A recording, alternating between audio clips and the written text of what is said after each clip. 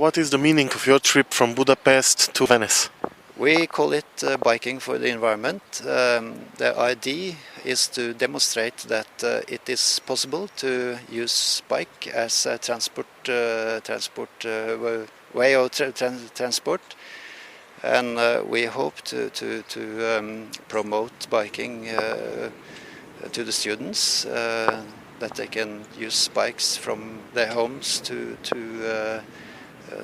the schools for healthy living and reduce climate changes. How long will it take you to go from Budapest to Venice? 5.5 days. It's about 700 kilometers, so we are about half away now to Venice, so we have had to be in Venice Wednesday evening. How do you find the streets in Slovenia for cycling? Yes, so far it's very good.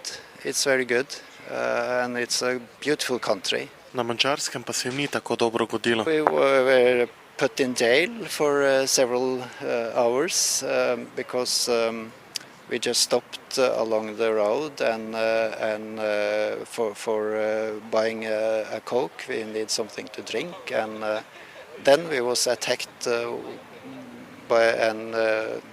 we, from our point, it was a mad woman, and she tried to damage our bikes, and we defended ourselves, and